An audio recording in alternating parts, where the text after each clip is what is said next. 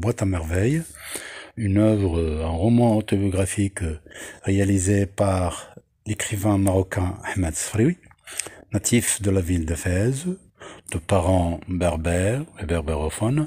D'accord? Bien. Donc, c'est un écrivain qui va nous décrire un peu l'époque de la colonisation, bien sûr, parce que lui, il est né en 1915, ça veut dire après le protectorat français de 1912.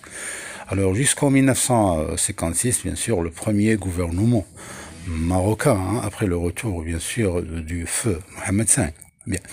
Alors, il nous décrit un peu la colonisation, les mœurs, les habitudes, la misère, la violence, la superstition, toute une thématique, bien sûr, qui était présente à l'époque. Alors, on va parler un peu des personnages principaux, tels que le narrateur, Sidi Mohamed, personnage narrateur, Sidi Mohamed Petit, un enfant de 6 ans, chétif, avec l'état maladif, mais quand il est grand, bien sûr, c'est Ahmed Sfrioui.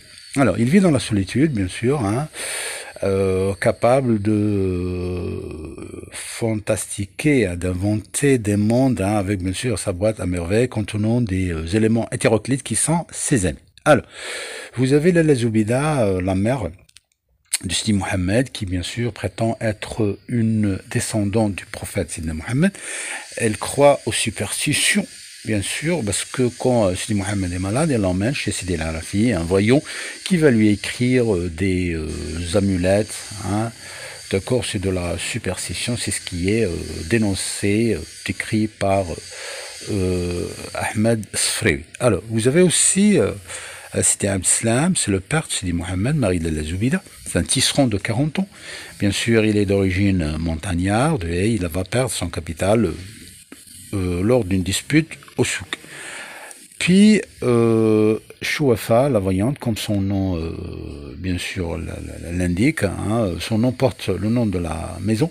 Elle exerce le métier de voyante avec des rituels la nuit, dérangeants, avec des odeurs très fortes, qui est de l'encens brûlé, dégagé, et le bruit des rituels qui dérange tous les voisins.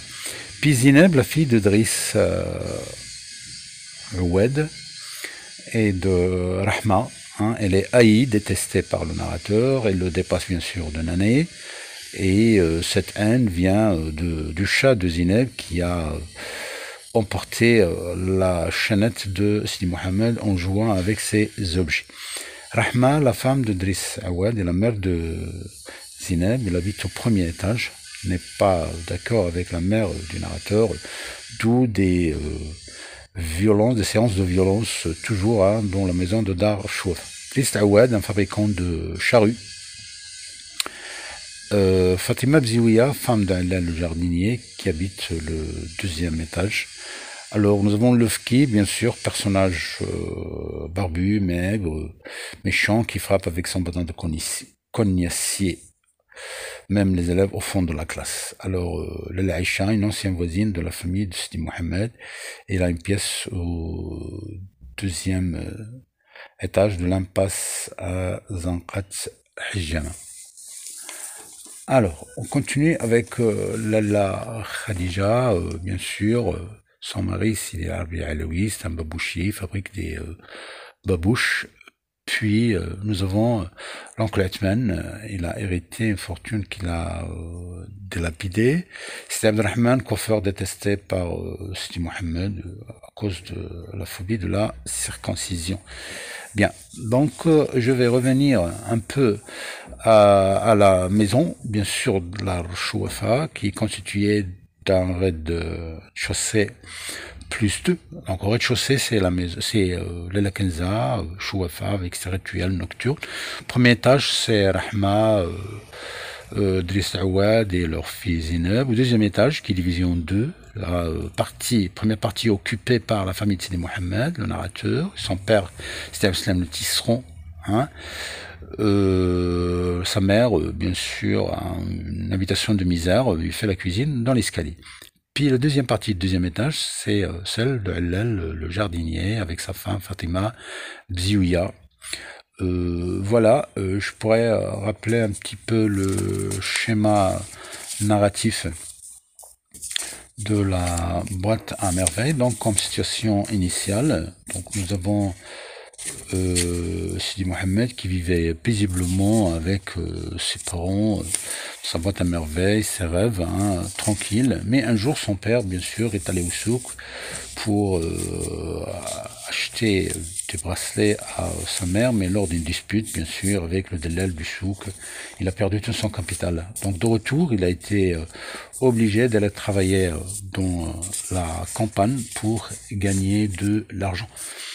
Alors de retour, comme résolution, après le retour du père, bien sûr, après plusieurs péripéties, après la fatigue de Sidi Mohamed qui n'allait pas à l'école, qui tombe malade, son mère l'emmène chez le voyant, Sidi Al-Arafi. Après plusieurs journées de misère, parfois le père envoie de l'argent, hein, avec certaines personnes qui reviennent de la campagne de Fès. Puis comme résolution, le retour du père, d'accord, ça résout le problème des souffrances de Sidi Mohamed, hein. Comme situation finale, nous avons la joie, le retour de Sidi Mohamed à ses objets hétéroclites et son rêve. Voilà, merci.